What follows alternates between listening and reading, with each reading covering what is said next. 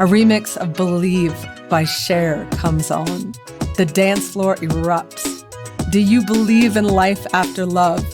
Some shout yes, some shout no. I lose myself in the music. I start circling my arms, air traffic control style. It's one of my weird signature moves I'm notorious for. It always makes my friends laugh. I just love it so much.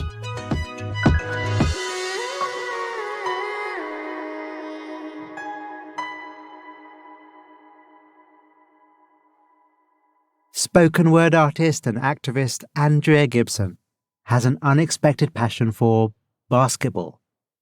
Flying across the court and finessing hard jump shots, they feel their anxieties melt away. But when Andrea is diagnosed with a chronic disease, their body slowly becomes their enemy. In this week's Meditative Story, Andrea shares how in good times and bad, we can let our body guide us back to joy.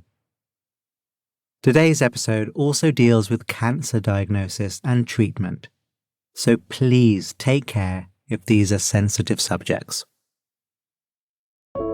In this series, we combine immersive first-person stories, breathtaking music, and mindfulness prompts, so that we may see our lives reflected back to us in other people's stories.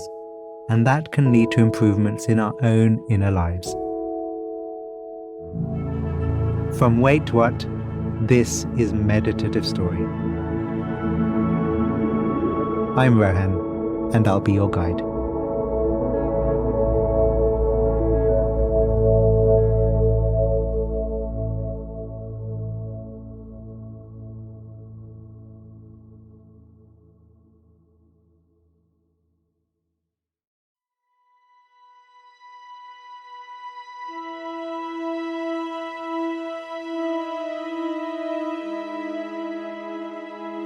The body relaxed. The body breathing. Your senses open. Your mind open. Meeting the world.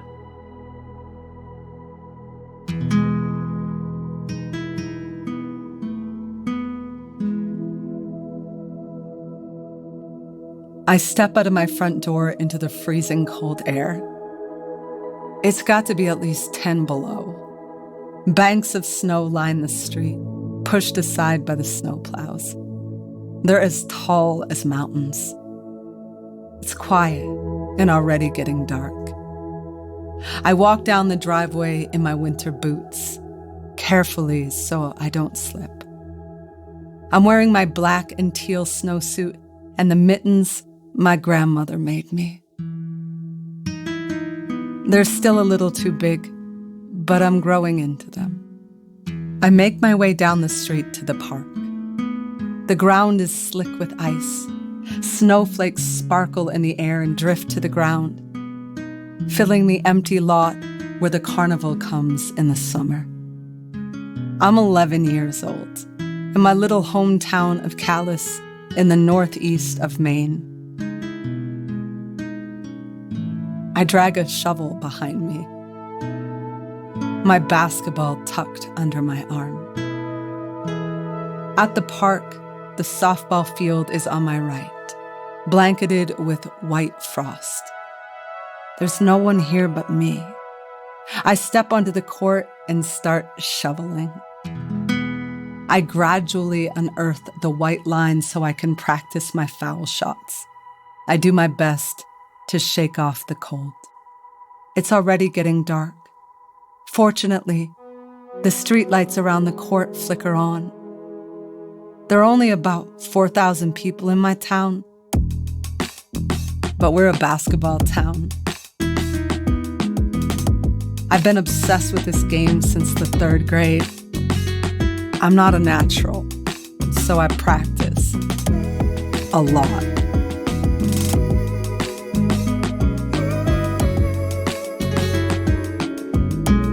Once the court is cleared of snow, I start dribbling. The ball hits the cement over and over. It's like a heartbeat. I dribble faster and faster until it's no longer a ball. It's a blur. Now I'm running, up and down the court, back and forth. I throw off my mittens. I want to feel this.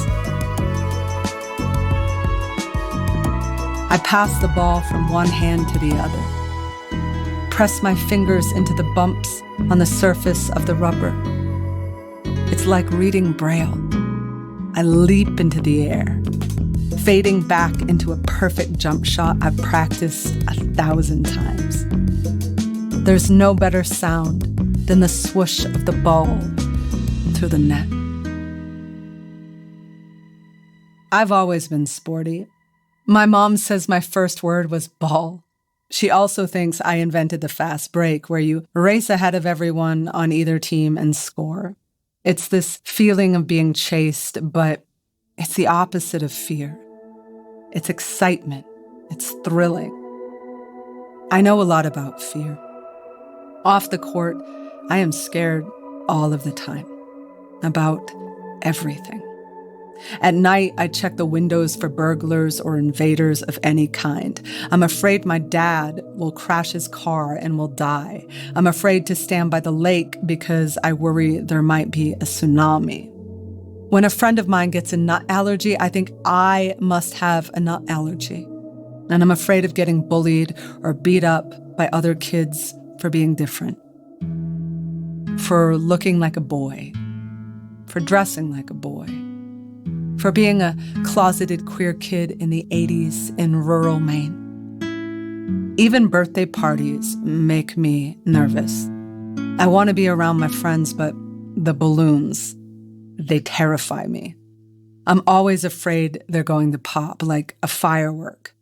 When I'm 7 years old, I see a Mylar balloon floating in the kitchen at a friend's house. My fear changes my body. It goes cold. My chest tightens. I stop being able to feel anything. My face, my hands, or my feet. I feel this tiny me, deep down inside, frantically trying to escape. I don't want any of the other kids to know. When no one is looking, I slowly open a window and push the shiny balloon outside. It drifts up into the cloudy sky, and I take a breath. Like the balloon, there's a lightness to me, but it's not a good lightness. I'm desperate to be grounded, to be in my body, but I'm not. When I play basketball, my body is totally here. Solid, fluid, right now. My mind goes quiet. All the fear is gone. I'm no longer in my head. My muscles know all the rules, all the moves. It feels so good. I imagine I'm guarding Magic Johnson, and he can't get past me. I steal the ball and leap towards the hoop. The part of the court under the net is called the paint. I love that. Everywhere else, that fear that I might get sick or hurt permeates every moment, every movement. But this feels like a creative canvas. Here my body does what it's trained to do, what it wants to do. I jump and I twist and I soar, and I am absolutely free. I wish I could feel this all the time.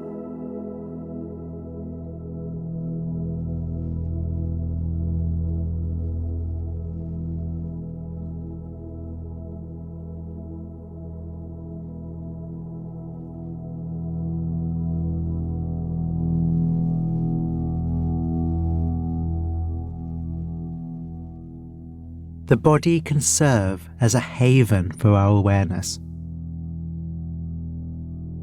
Let's enjoy that now, like Andrea is in this moment. Becoming aware of any feelings of solidity or fluidity that are here.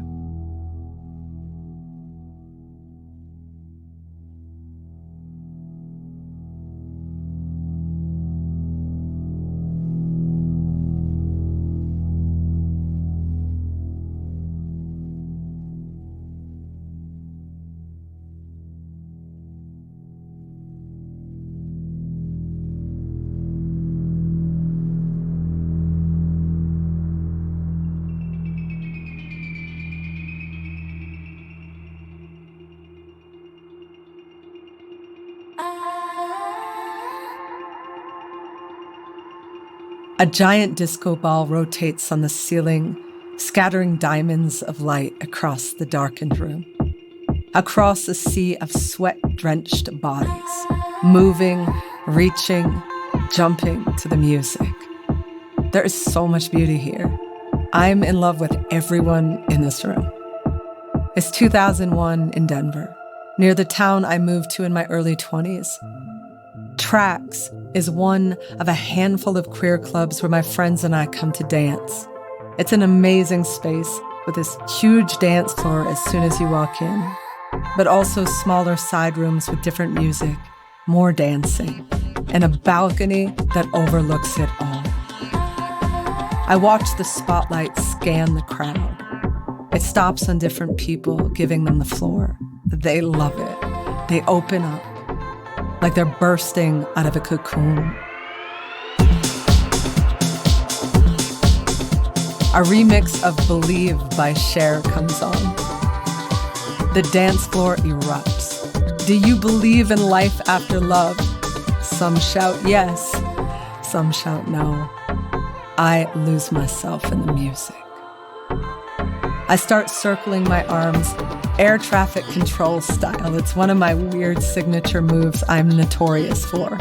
Then I slap my own ass. It always makes my friends laugh. People are pointing like, that's not how people dance. But I don't care. I just love it so much. The front windows of the club are blacked out, like so many of the queer clubs in Denver. This is a space where all of us can feel safe.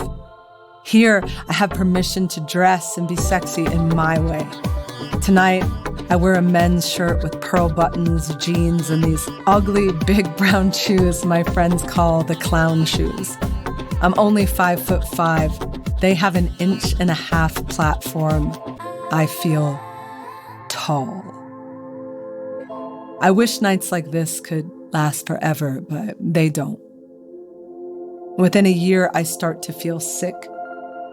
Chronic migraines, vertigo, sinus problems, nausea, diminished cognition, neuropathy, intense mood swings, panic attacks, muscle cramping. I'm tired. My body aches. As the years go on, the pain gets more severe. I stop going to clubs. Some nights, I wake up screaming, sweating, the sheets tangled around my body. It takes so much effort to release my limbs. I wake my partner because I can't limp to the bathroom without someone to lean on. The only thing worse than the pain is the anxiety of knowing I may never get better. This isn't some imagined illness from my childhood. In 2009, I'm diagnosed with chronic Lyme disease. My doctor tells me the bacterium causes inflammation in my brain.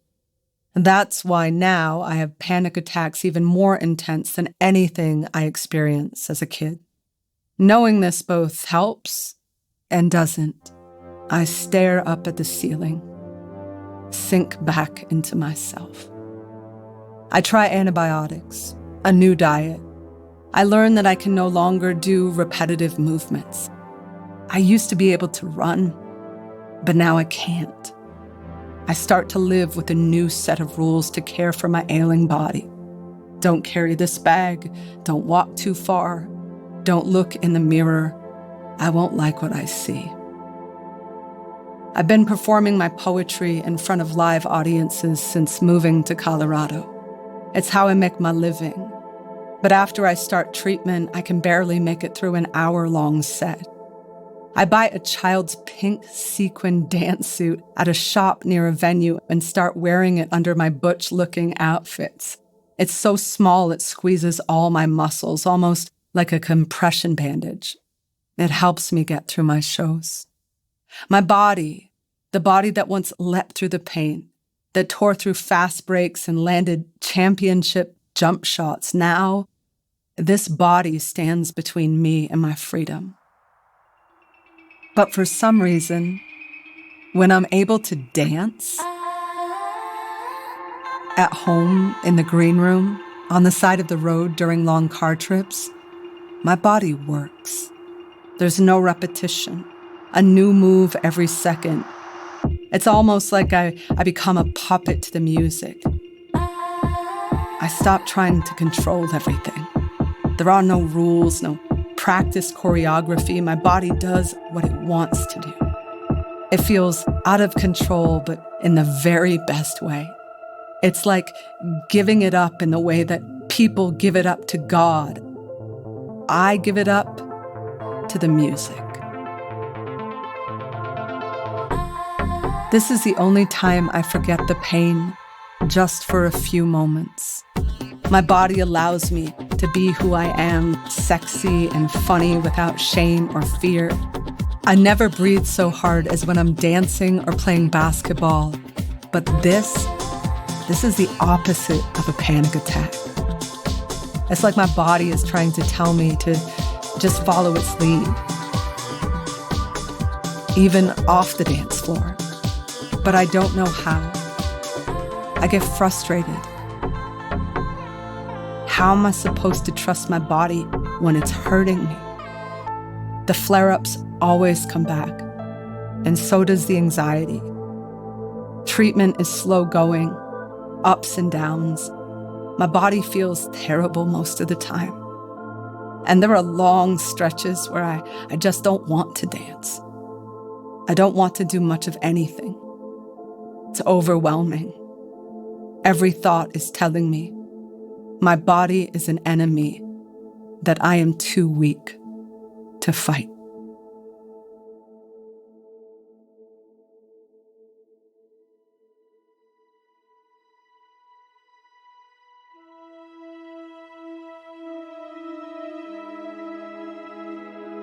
It's spring in Colorado. Everything is blooming. There are bunnies, squirrels. It's so green. But I just can't make myself go outside.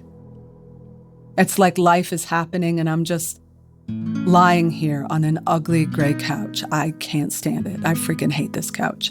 And I'm parked on it. My partner Meg and I moved into this house together, and for a while things were better. After 15 years of chronic illness, the Lyme disease still flares, but I can usually find temporary relief, or I could. Now the pandemic has closed the bars. I can't go dancing even if I wanted to. My spirit is as deflated as the dusty basketball in my garage. All of my shows have been canceled. I'm very quarantined. And after a panic attack I had while alone at home one day, I'm now terrified of being alone. I'm afraid to even go on a walk by myself. What if something happens? I'm filled with that familiar feeling of my body being my worst enemy. The fear that anything and everything could hurt me. I wake up with a new pain in my stomach. I've never felt anything quite like it before. I do tests and more tests, and then I get the news I've been afraid of my whole life. I have cancer, ovarian. I'm 45 years old. Chemotherapy is gonna suck, but I decide to do it anyway. Meg and I have a call with my natural oncologist. I seek out holistic approaches to ease my treatment. They ask if I've been exercising. Yeah, I say. I'm athletic.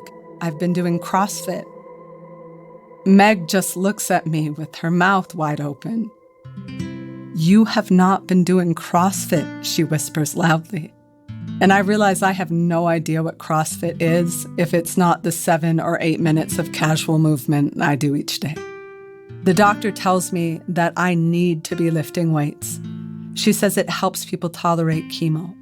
Like even on the days I have chemo, I should lift weights. What? Is she crazy? This seems bonkers. I can't imagine having the strength to work out right now, let alone after a round of chemo. But the idea of making chemo more tolerable, of healing my body, I am thrilled by that idea.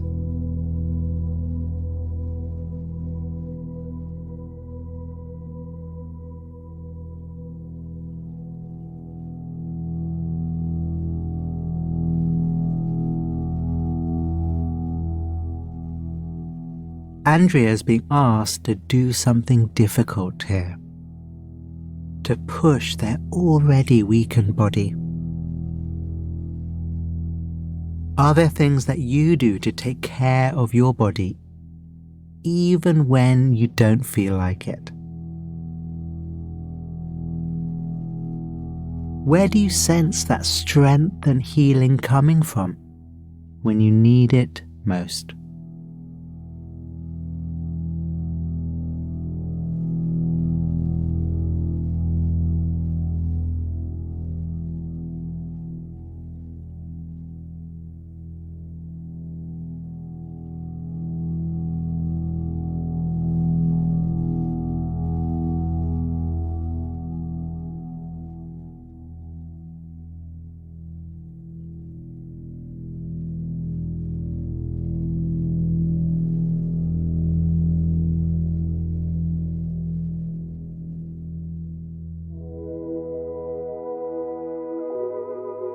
When the time comes, my friends know what to do. They come over and surround me in bed. After today's chemo, I feel terrible, like I've been struck by lightning while drinking cyanide. But my friends are standing there, holding blue dumbbells and smiling at me. They almost pick me up out of bed so I can sit. Just do 3 curls, says my friend Betty. I can't do it, I say. She wraps my fingers around the weights and stares at me. Finally, I relent.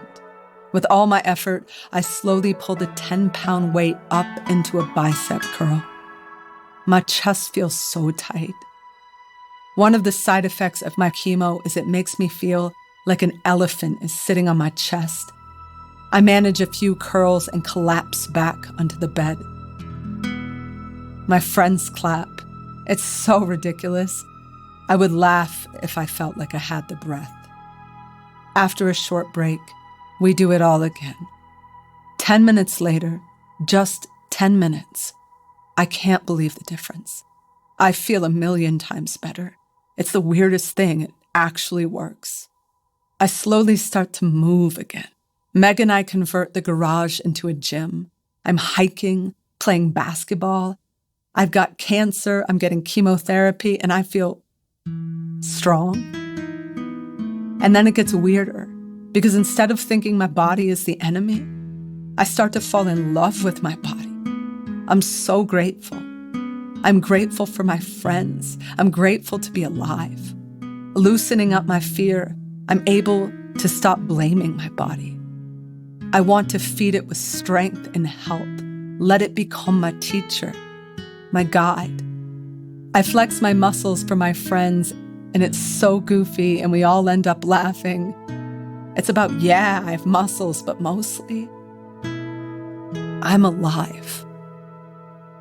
When I struggled with Lyme disease, I thought of the pain as just pain.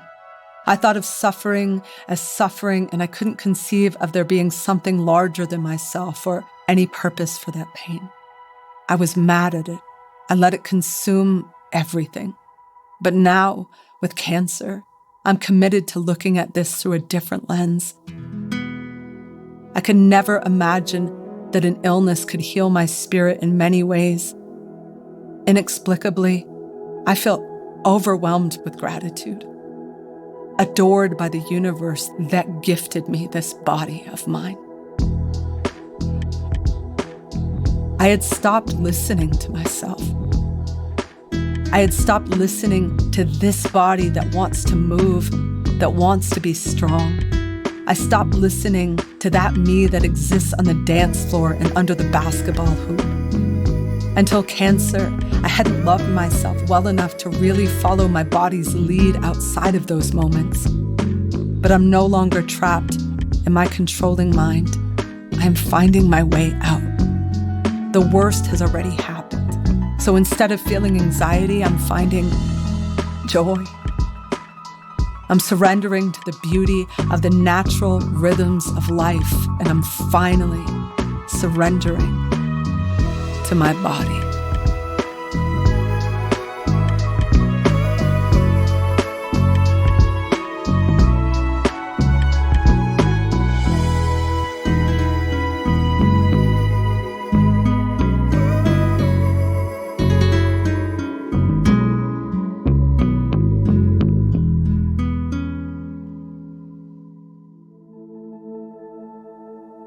At home, the light outside the window turns from afternoon to evening.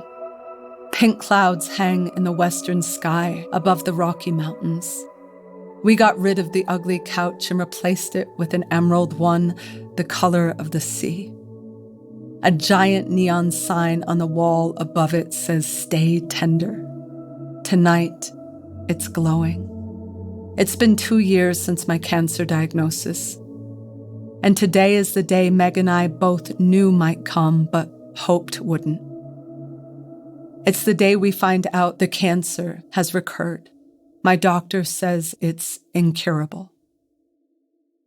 After a long, deep breath, I think, well, they can't do anything for me anymore, okay. More surrender. Now, my life is mine. It's a new kind of freedom. Meg and I have a quiet dinner. We don't quite know what to do with ourselves. What happens now? Where do we go next? Suddenly, I stand up. I'm restless. I start shifting my weight from side to side. My body wants to move. It wants to dance. So I listen. My body, my sick body, is not something to be controlled. It's my guide. Meg turns on the stereo. It's upbeat. It might seem incongruent with the mood, but for some reason it works. And I dance. Meg starts dancing with me. We blast Beyonce.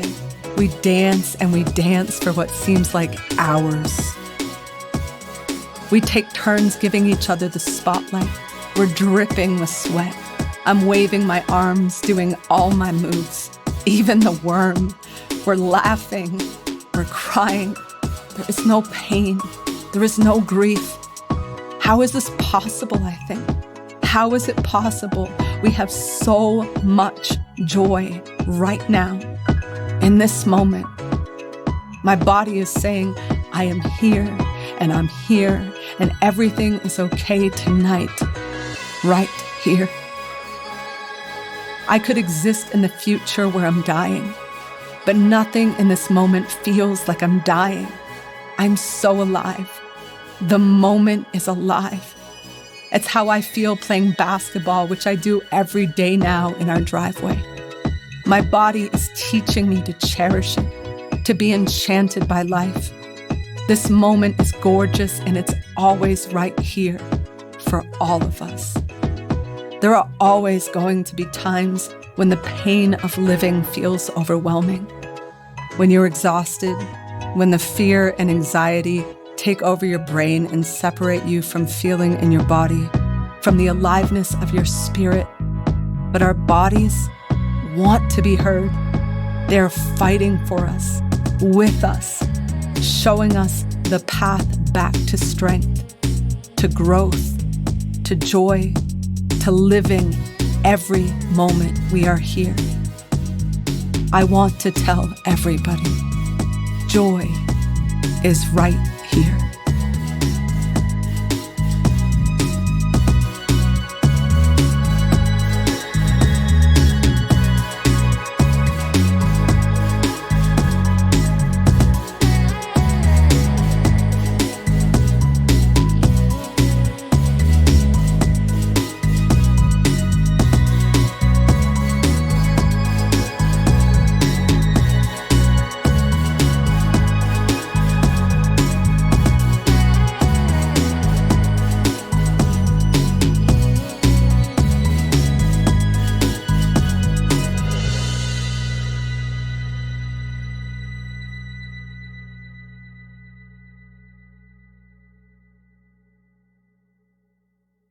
Andrea, thank you so much. You know, the thing that I can't stop thinking about from Andrea's story is the dancing. They speak about it so evocatively. It's where their body works. It knows what to do, even if what it does is the wildest of moves. And of course, dance felt like the only natural thing to do in that most challenging of moments. So, how about we dance? Or more precisely, let's do a short closing meditation together, inspired by how Andrea describes what it is for them to dance. And what better way to do that than by using Andrea's words themselves? But first, let's drop into the body. However your day has been, whatever mental momentum you might have, allowing it to be here, but rather than getting caught up in it, instead dropping your attention into the body. Letting the belly be soft. Letting the body be comfortable. Life is hard enough. We don't need our body to be in any particular configuration or posture to do meditation. However it is now is just right.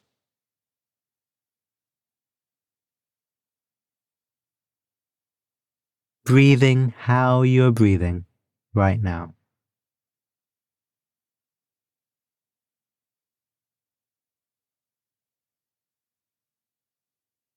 Sensing into the body as a whole.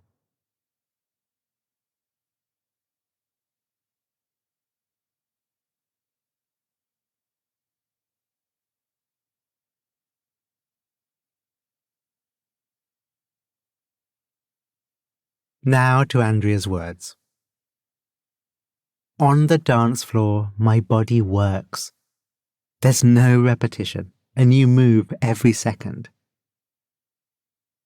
There's an organicness, a healthy chaos to how Andrea describes dancing. What if our body was a dance? A dance of sensations and feelings and experiences. So resting with this sense of the body as a whole, let it be a container for the dance, and notice what sensations arise within it. Our mind, our attention, free to roam throughout the whole body, watching the sensations here like a show, the loud sensations and the quieter ones.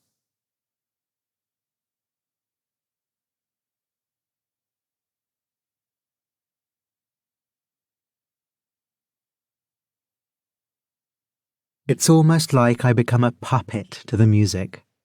I stop trying to control everything. Whether in meditation or in life, there can be such a tendency towards control. We want things to be in a certain way, so we force things, or we ignore the bits that fall outside of our plan. But the more we get into mindfulness, the more we realize that what the contents of our mind, our experience, is less important to the quality of our attention. So let's be a puppet. Let go of the wheel, but still know where the mind is taken to. Know what comes up.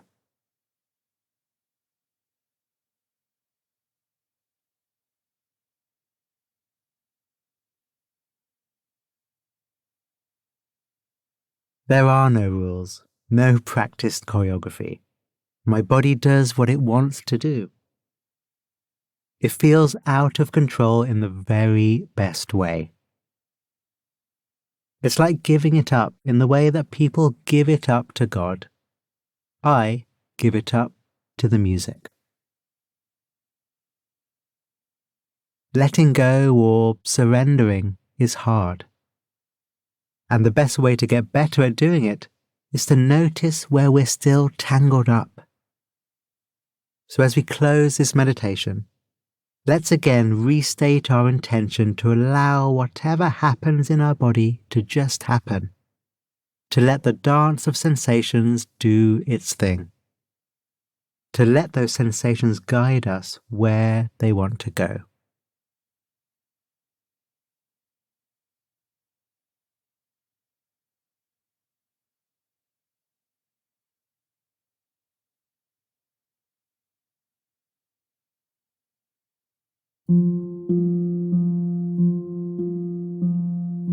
So thank you, Andrea, again for your wonderful story. And thank you. I wish you a wonderful week ahead. We'd love to hear your personal reflections from Andrea's episode. How did you relate to their story? You can find us on all your social media platforms through our handle @Meditative Story. Or you can email us at hello@meditativestory.com.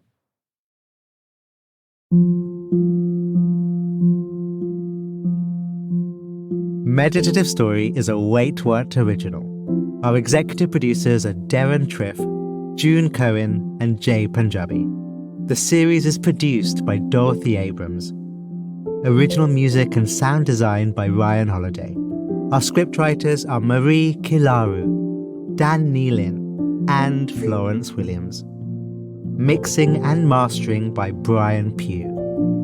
Special thanks to Laurie Hoffman, Sarah Tartar, Katie Blazing, Mariel Carricker, Nikki Williams, Kelsey Capitano, Tim Cronin, Sammy Oputa, Colin Howard, Brandon Klein, Alfonso Bravo, Brad Whirl, and Brittany Mills.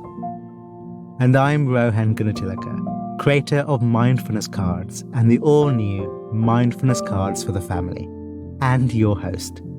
Visit meditativestory.com to find the transcript for this episode.